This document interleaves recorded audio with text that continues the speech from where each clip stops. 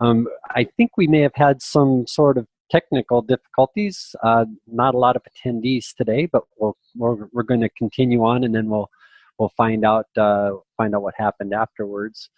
So today's discussion is going to be preparing for a HIPAA audit, and we're going to talk about why that's important. So first of all, let me get my ducks in a row. First of all, this webinar is brought to you today by Health Insight and Healthy Nevada. Health Insight, just to explain what it is we're doing and why we're doing it, we found that a lot of practices had slim financial resources or even staffing resources that inhibited their ability to comply with HIPAA. And so Health Insight, basically as a community service, found some solutions for this so that we could provide comprehensive and affordable solutions to comply with HIPAA.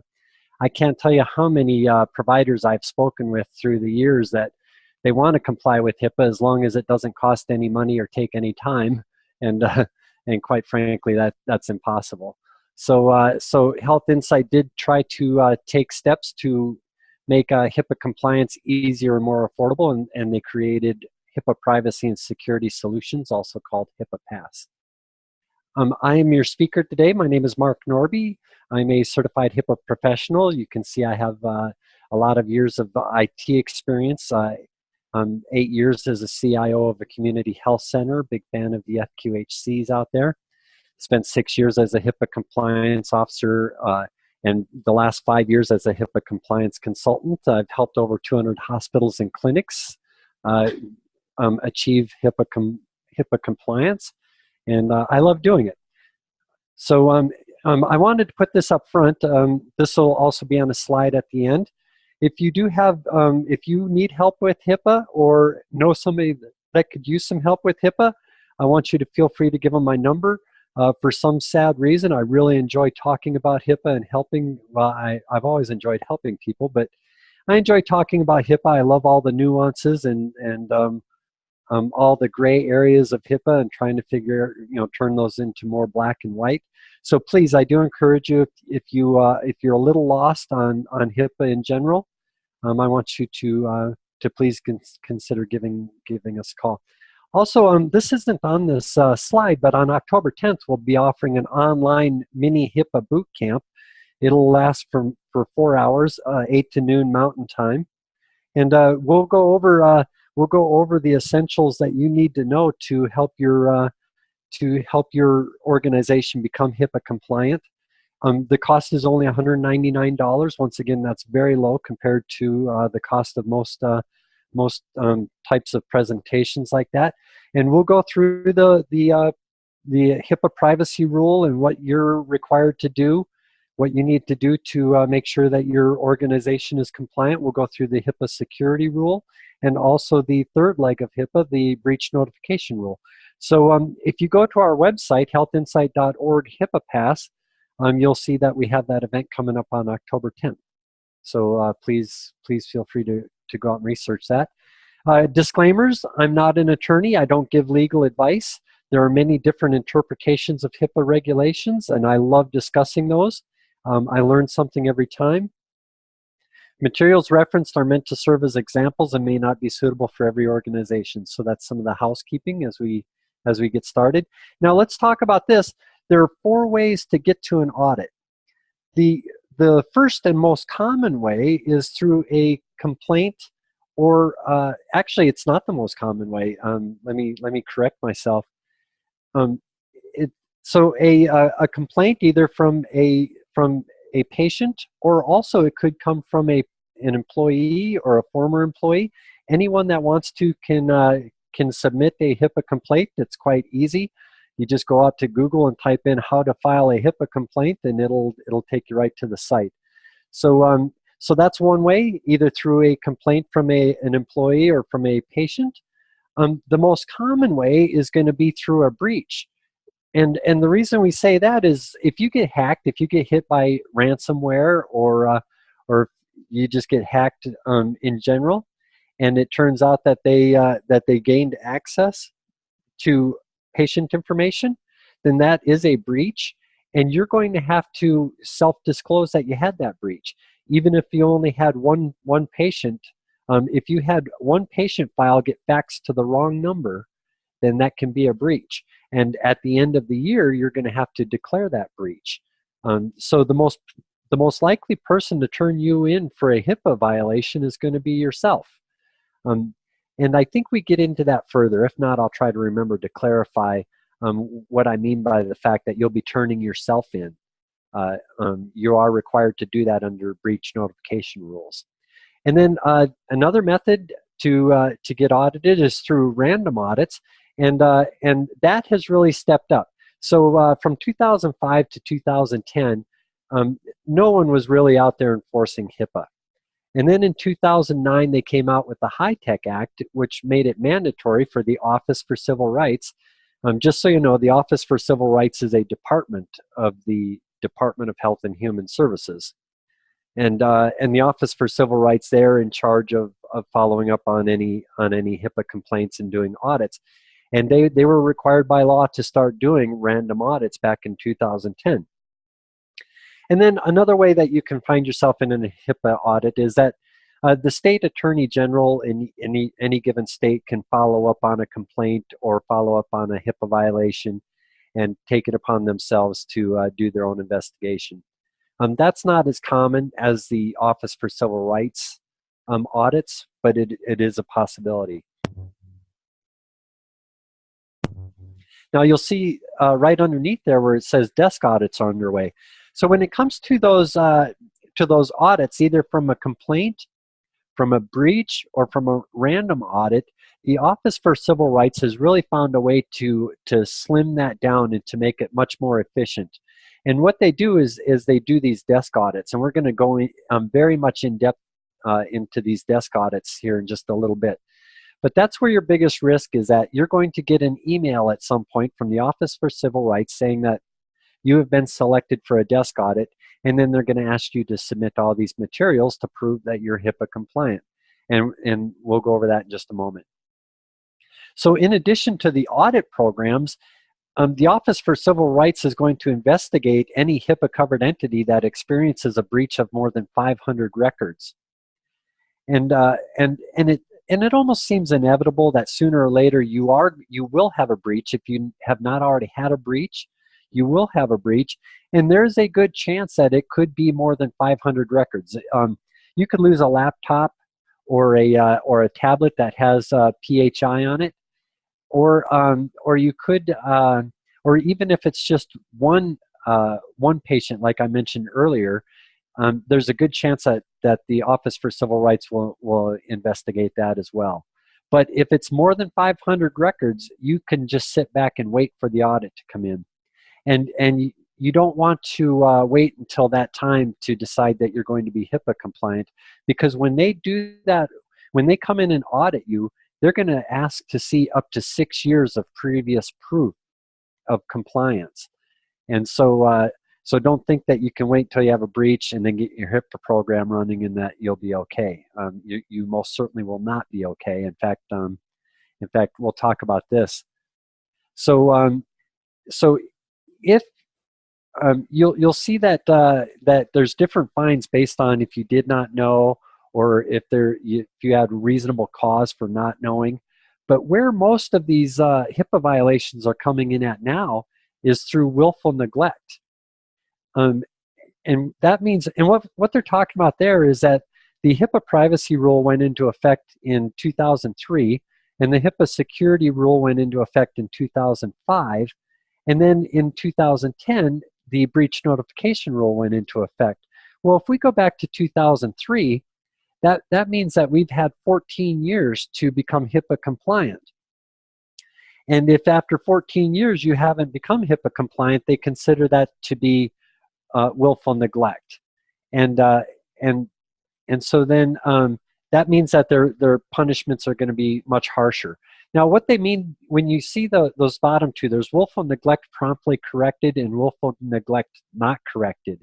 And what they're referring to there is if you found a weakness in your HIPAA program and that weakness was exploited, and you got hacked, or you lost a laptop that wasn't encrypted, or for some reason you have a breach, if you don't correct what caused that within 30 days, then that's considered not corrected.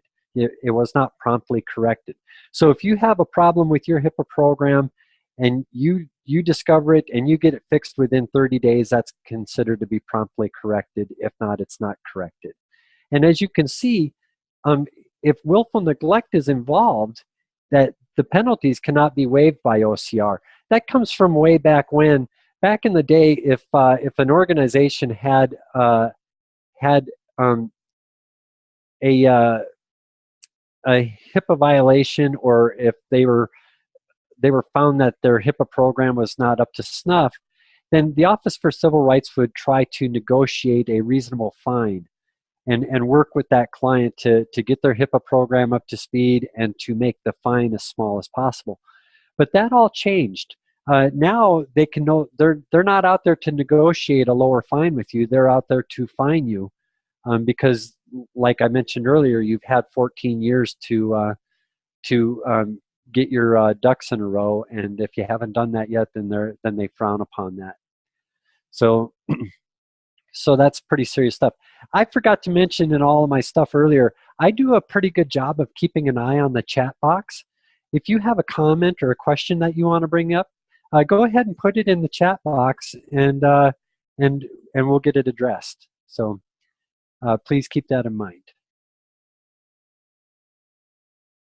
Now, let's talk about that willful neglect. What does that mean?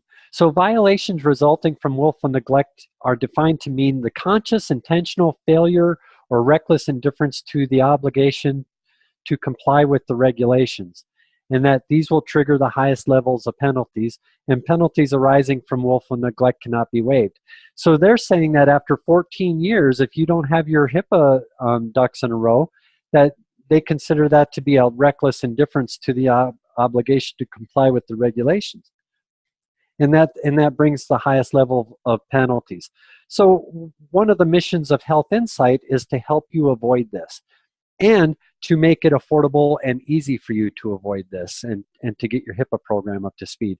I won't go off on too much of a tangent, but becoming HIPAA compliant not only protects your patients and their dignity and their privacy, but it protects your business as well. You do not want to go through a breach. You don't want to have to put a notification in the newspaper that you had a breach that affected more than 500 people. Your reputation will take a big hit if that happens, and we want to try to avoid that. I know I'm stating the obvious, so bear with me.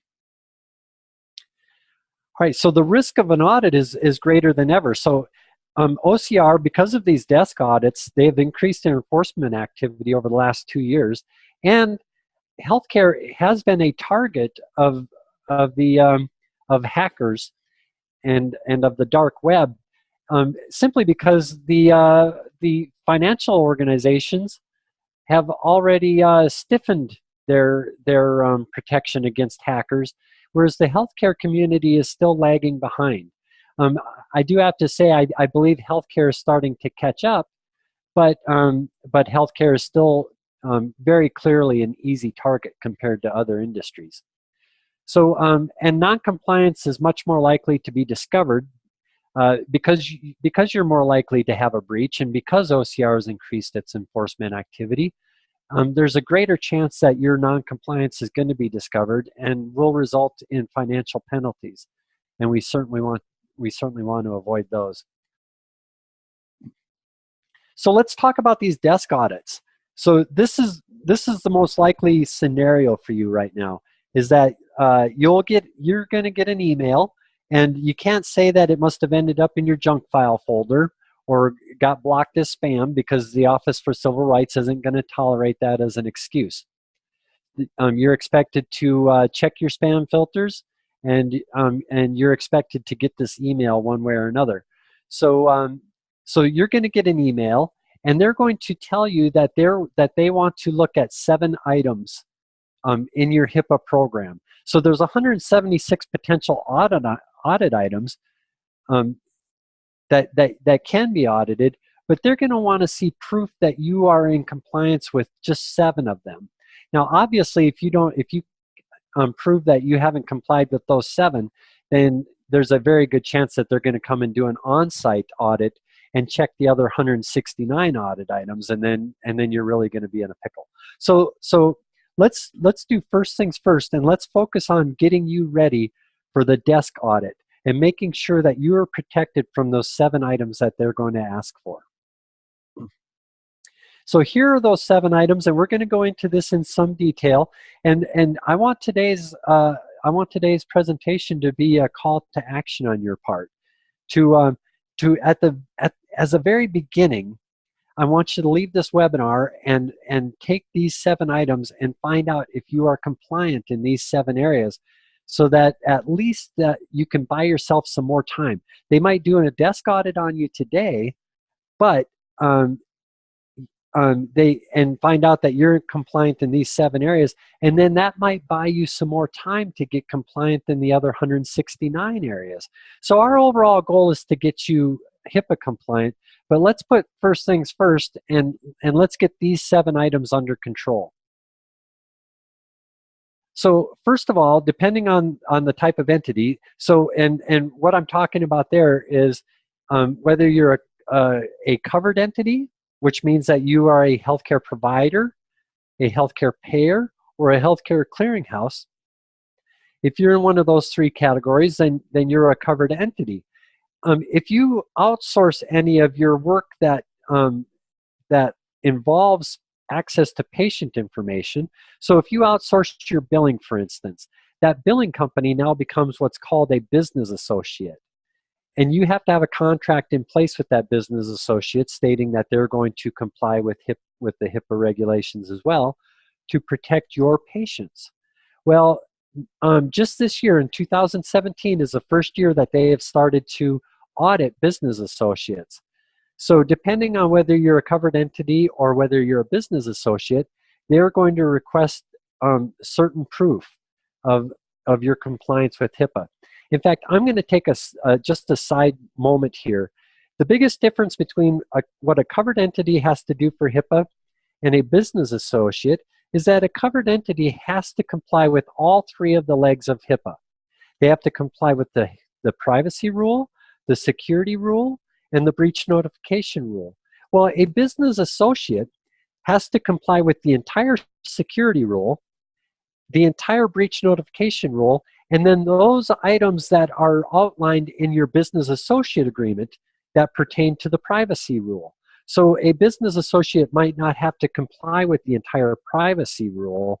They might have to just comply with portions of it, and those portions are to be outlined in that business associate agreement. And we'll talk a little bit more about those business associate agreements a little bit later as well. So when you get that email, they're going to request that you provide proof of your compliance in those 7 areas of HIPAA. And they're going to expect that you provide only the policies and procedures that are relevant to the controls requested. So you can't just take a 300-page stack of policies and procedures, ship them off to the Office for Civil Rights, and say, here, you figure it out. They expect you to be on point with the documentation that they request. So if you have all of your information in one big 300-page file, you're going to have to break some of that information out so that you can send it to the Office for Civil Rights. It is the auditee's responsibility to provide clear and complete and responsive documentation to the Office for Civil Rights. Entities will not receive credit for later document submission. So timing is of the essence. I have spoken to a few organizations that have been audited, and having that documentation easily accessible so that you can get that information back to the Office for Civil Rights, that really plays in your favor. So, so please keep that in mind. If a covered entity does not have the requested documentation, it must submit an explanation for the deficiency in its response. So be prepared for that as well. Now, the first thing that they list that you're going to be expected to provide documented proof of is your notice of privacy practice and content requirements.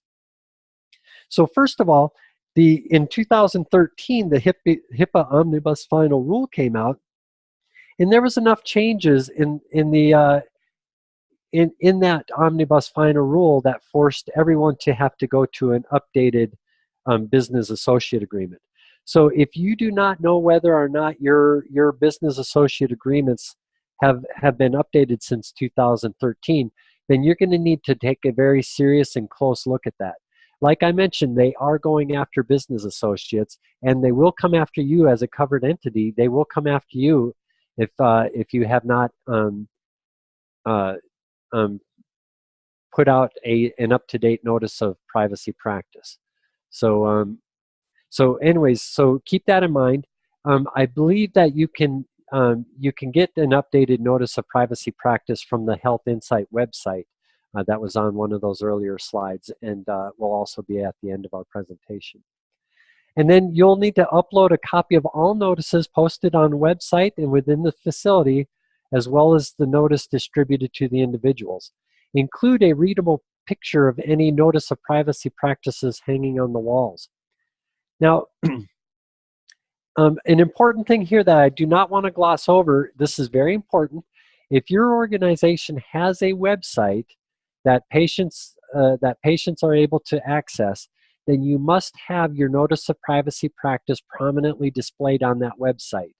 Whenever I'm working with an organization, I go out to see if they have a website, and one of the first things I do is look to see if their notice of privacy practice is listed out there.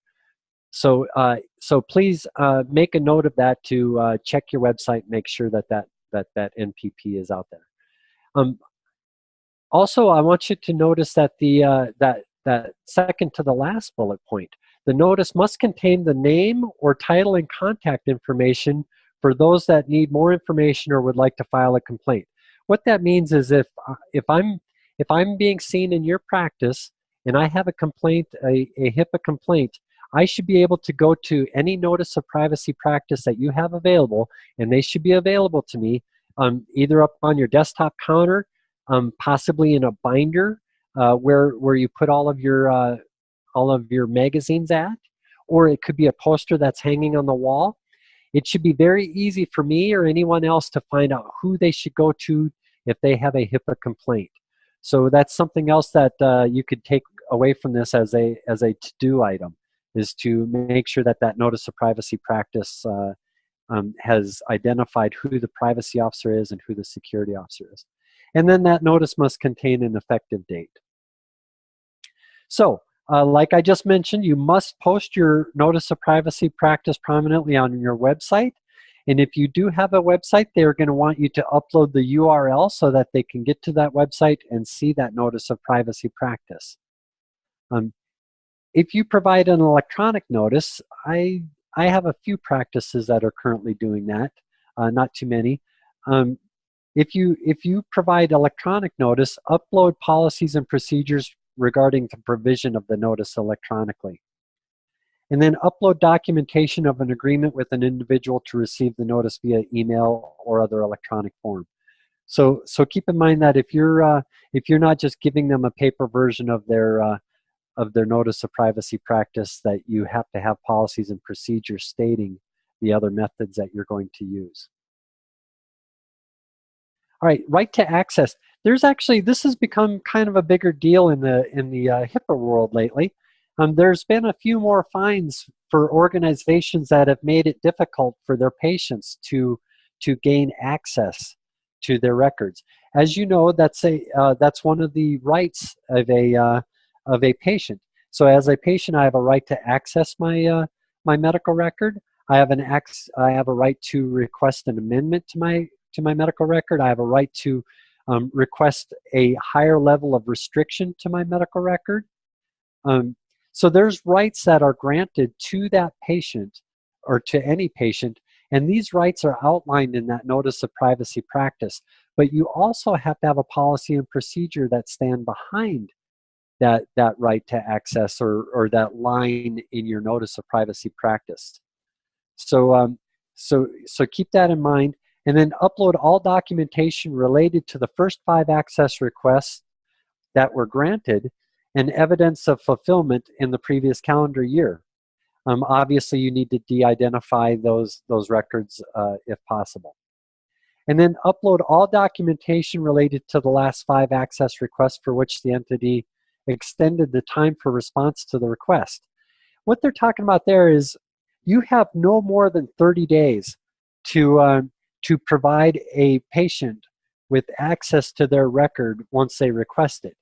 Now you can get a 30-day extension to that, but you do need to communicate that need for the extension with the patient, as well as why you need that extension. Otherwise, the deadline is 30 days, and so they're going to ask you to prove that you did respond and you responded within the time that was allowed. And then upload any standard template or form letter required by or used by the CE, the covered entity, to document access requests. This is a two-way street here. Not only can you have them fill out a form to request access, but if you're going to deny that access, then you need to provide them with a written letter, with a letter that explains why you're denying that access.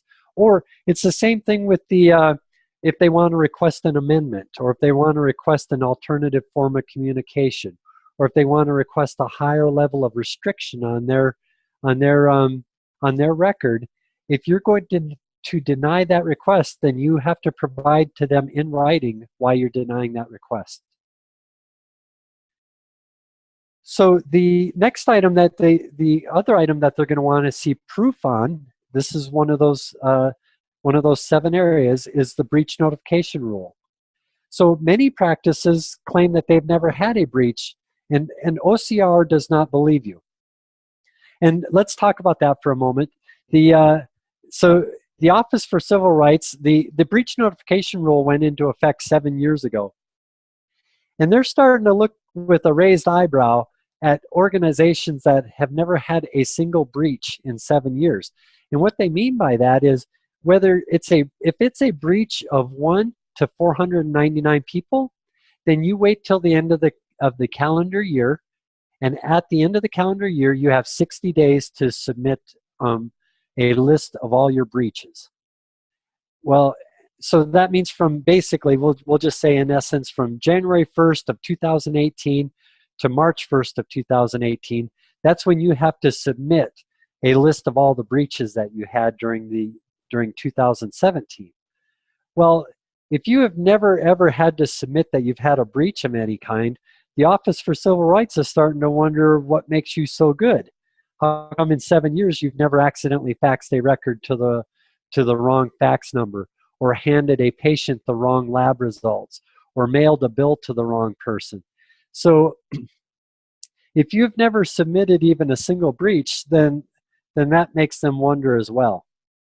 And now keep in mind, if it's just 1 patient to 499 patients, you still have to turn yourself into the Office for Civil Rights. It's just that you get to wait till the end of the calendar year to do it.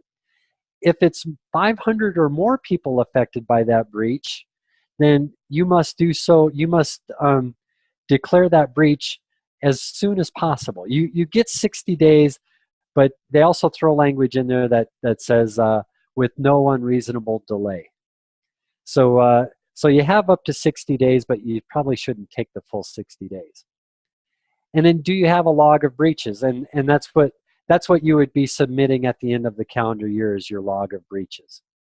And I believe out on our website is a simple Excel spreadsheet that you can use for a log of those breaches. Now, timeliness of notification, we just talked about this.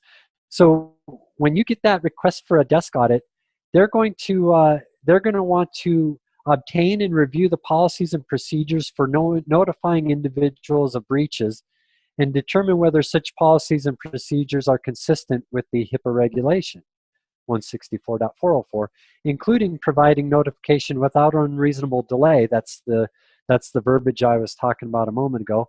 And in no case later than within 60 days of discovery of a breach. So, and then they're going to want to see, they're going to want to obtain and review a list of breaches, if any, in the specified period, and the documentation indicating the date the individuals were notified, the date the covered entity discovered the breach, and the reason, if any, for a delay in notification to determine whether all individuals were notified consistent with the HIPAA privacy rule. There can be delays beyond that 60 days if law enforcement is involved. So if you get hit by ransomware, you're expected to get law enforcement involved in that. And there might be times where law enforcement will tell you that they don't want you to declare this breach until they've done their investigation. So there could be law enforcement reasons why you would go beyond that 60 days, but you're going to want to tread very carefully when it comes to that.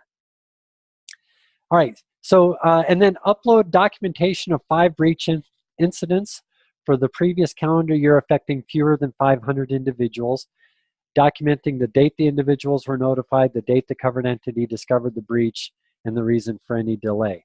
So this is what you're expected to do. So like I said, at the end of the calendar year, you are expected to declare any breaches that you've had, even if it only involved a single person. Now, they also are going to want you to upload and documentation of 5 breach incidents affecting 500 or more individuals for the previous calendar year. And I have to tell you, if you've had 5 documented incidents affecting more than 500 individuals, then you're in a lot of trouble. So a breach of more than 500 people should be like a once in a career event, not 5 times in a single year. So and then keep in mind that you will get audited if you've had a breach that affects more than 500 people. Then also you need to upload a copy of a single written notice sent to the affected individuals for each breach incident. So you're expected to notify HHS, or the Office for Civil Rights. You're expected to notify the affected individuals, and in some cases you'll be expected to do a prominent local media. I'm losing the term, but you're going to want to announce it through the local media if it affects more than 500 people. And then if you have a standard template or form letter that you use to notify your patients, they're going to want to see that standard template or form. And you should have one. And I think that might be what's missing from our website is I don't know if there's a standard form or a form letter out there that you can use. So now we get to the security rule. So under the security rule, they're going to expect to see your most recent risk analysis. So upload policies and procedures regarding the entity's risk analysis process. Now, this is the most common thing that I see when I work with clinics and hospitals. They're doing things correctly, but they do not have policies and procedures behind them. So people are getting a risk analysis done, but do they have a policy and procedure that states how often they're doing their risk analysis and what the process will be? And so make sure that you have a policy and procedure that outlines your organization's expectations regarding the risk analysis process. And then upload that documentation demonstrating that the policies and procedures related to this particular implementation specification were in place and enforced 6 years prior to the date of the receipt of notification. So just as a side note, a disgruntled patient or a disgruntled employee, they have 180 days following the incident to submit a HIPAA complaint. But the investigation for that can go back 6 years. So as a side note, when you're upgrading your policies and procedures, do not throw away the old one. You have to keep that old one for at least 6 years because they might go back 3 years in their investigation and they're going to want to know what policy and procedure did you have in place at that time. Not the one that you have in place now, but what did you have in place 3 years ago? So I want you to get very comfortable with that and HIPAA in general. Keep all of your documentation for 6 years, whether it's documentation of proof of training, documentation of your policies and procedures, documentation of your security risk analysis. Get used to keeping your HIPAA-related documentation for 6 years. Find a nice little folder in the back corner of your server and tuck it away in there and have it ready in case you get audited. And so they want you to upload documentation of your most current risk analysis and your most recently conducted prior risk analysis. Now, here's the most common thing that I see when it comes to risk analyses. I see a lot of people, they will present a Word document type of checklist that addresses their risk analysis, and they are never enough. A risk analysis is far more in depth than just the checklist. Now, if you want to, you can send your most recent risk analysis to me, and I'll take a look at it. I have looked at some where I said, yeah, I think that this will do just fine. But most of them, if they're checklist based, I find that they're not going to pass an audit. They're not going to be considered good enough. So now the risk management. So the first step in the HIPAA security rule is to perform your risk analysis. The second step is to form a risk management plan. So the risk analysis reveals our weaknesses, and then the risk management plan is our plan on fixing those weaknesses. And so they're going to want you to upload policies and procedures related to the risk management process.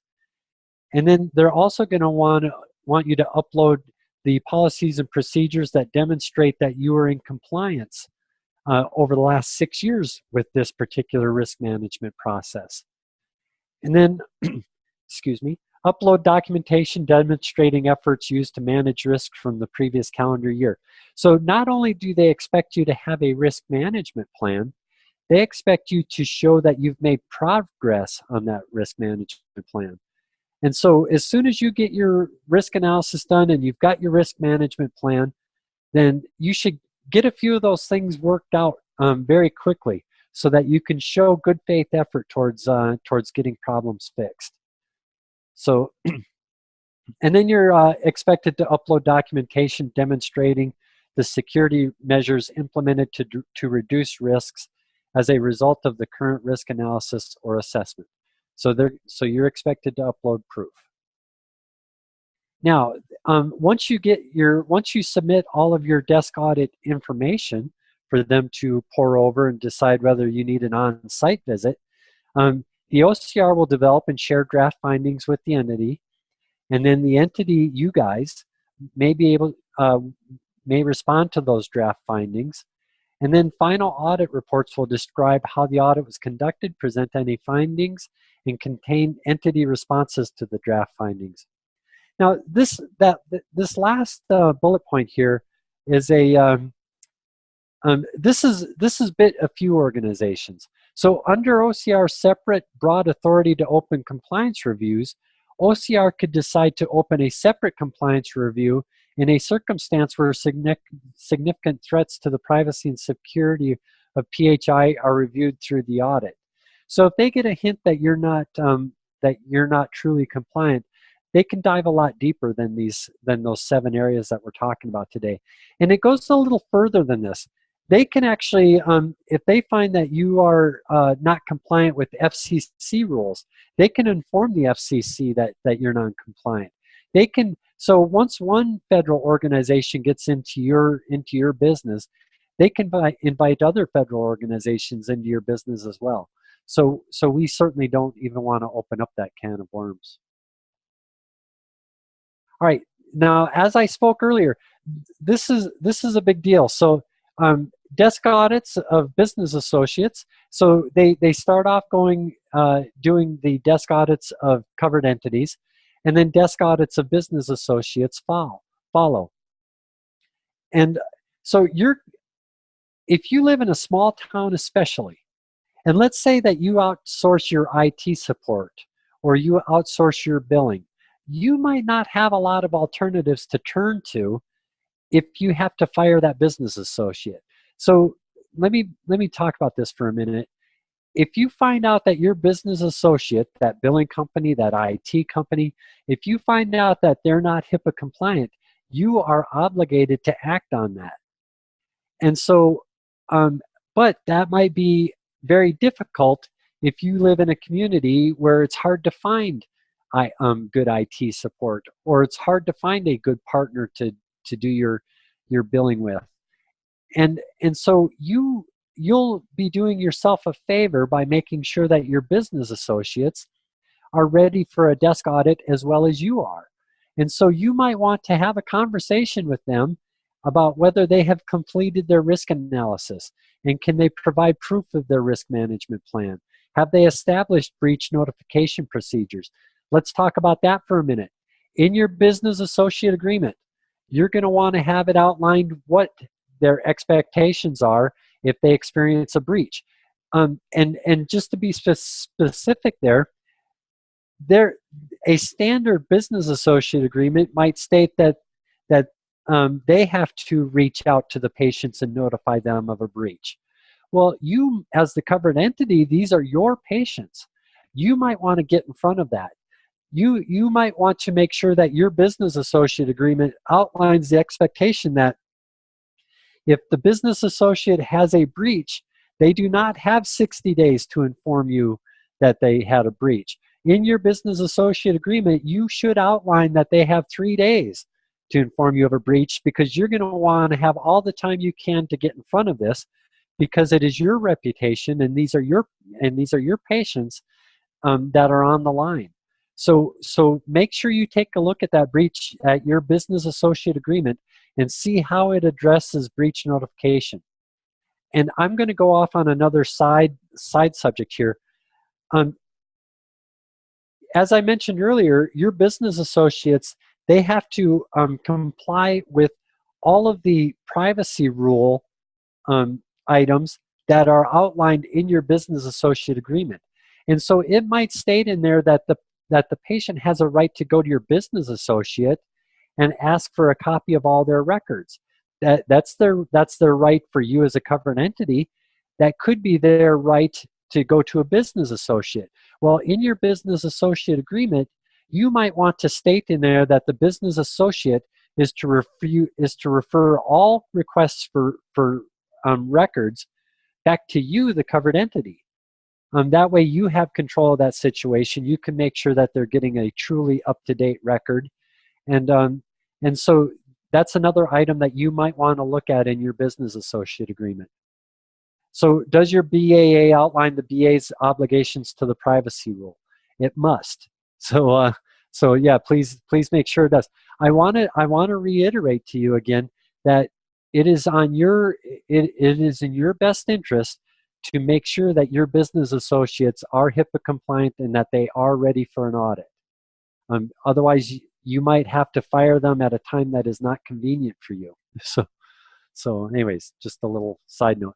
Now, business associates, this is just a quick slide to show you that business associates are getting fined for their failure to comply with HIPAA. And that top one, Raleigh Orthopedic Clinic, they were fined because they failed to have a business associate agreement in place. You should have an Excel spreadsheet that with a list of all your business associates in it, so that you have an inventory of who your BAs are. Do they have a BAA in place? And you're going to want to have some consistencies in those business associate agreements.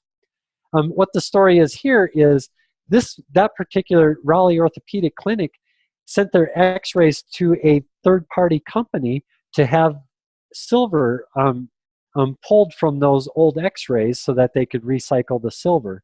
And they didn't have a business associate agreement in place when they did that. So it cost them $750,000. North Memorial Healthcare was fined $1.55 million for failure to have a business associate agreement in place with the contractor that lost a laptop. That is a big deal. So once again, if you lose a laptop, that's a big deal. But if you have a business associate that loses a laptop, that could be a big deal for you as well. And then Catholic Healthcare Services of the Archdiocese of Philadelphia agreed to pay $650K after the theft of a mobile device that compromised the PHI of 412 nursing home residents. That was kind of a big deal. First of all, they went after a nursing home, and second of all, it was fewer than 500 patients that were affected, and they still got hit pretty hard by that. So. All right, so these are some additional resources that are available to you. so if you want further explanation about what the desk audits are, you can get that at these links. And then audited entity questions and answers, that's an FAQ for desk audits. The full regulation text, it never hurts to have that around. It's 115 pages long, it's a PDF, but whenever I have a HIPAA question, I almost invariably go to that full regulation text first. And then, in fact, I should have it up here. The second place I tend to go is HHS, their FAQs. And then if you do need an updated notice of privacy practice, you can get that from the website listed there. All right, so that's it for today's presentation. I don't know, are there any, there is a question in the Q&A area. Oh, okay. Oh, in the Q&A area. Yikes, I was looking at the chat. What if your site doesn't have risk analysis done or can't find doc? You need to, so Eric, you need to, if you do not have a current risk analysis done, I want you to call me to get a starting point. We, Health Insight does offer security risk analysis services, so we can present you with a solution. But even if you don't use this as a solution, I will still be a resource for you to help you find the right solution for you. So if you do not have this, I want you to make this an extremely high priority, because you will, if you get caught in an audit and you do not have a previous risk analysis done, they are going to hit you very hard. You can go out onto a website. I'm going to try to do that right now. Let's see if I can do this. If you go to Google and you type in HHS Wall of Shame or HHS Resolution Agreements. So if we go to the HHS Wall of Shame, and it's right here, this will show you, this is a list of the people that have been fined. This is a list of anyone that has had a breach that involved more than 500 people, and it tells you how they ended up getting this fine. And most of these people that end up with these fines, it's not for the actual fact that they were hacked. It's because it's because they weren't compliant with the rest of HIPAA. So I think that the Department of Health and Human Services, they understand that you can get hacked, but were you doing everything that you were supposed to do to protect the information? I had them for the past 3 years, but not for 6. Eric, you're going to be okay. So I don't think that you're going to get fined if you don't have a risk analysis from 5 years ago. They're going to look and see that you've been on top of it for the last 3 years, and I think you're going to be okay with that. So yeah, just keep doing that. But make sure you do have proof that. So if they get a hold of you, that you're able to send them proof of your previous risk analysis. One more thing that I wanted to pop up while we're all here is if we go to HHS resolution agreements and we click here, and I think if we scroll down, yeah, this is where you can see, no business. This is the smallest fine I've ever seen from HIPAA. I remember reading about this. This is the first fine, this $31,000 mistake.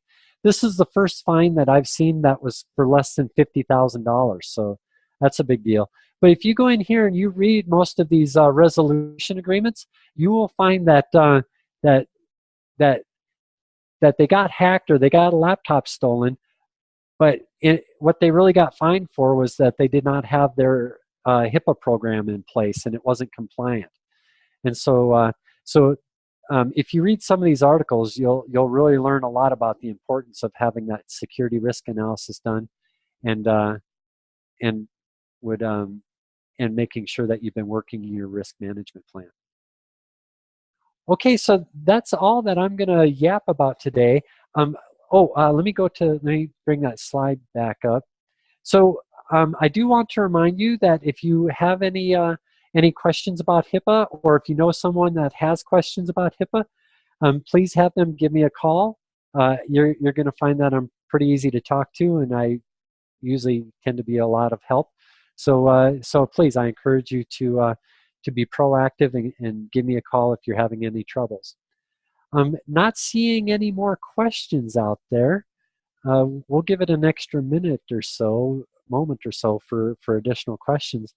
But otherwise, I want to wish everyone a great day, and just call if you have any questions.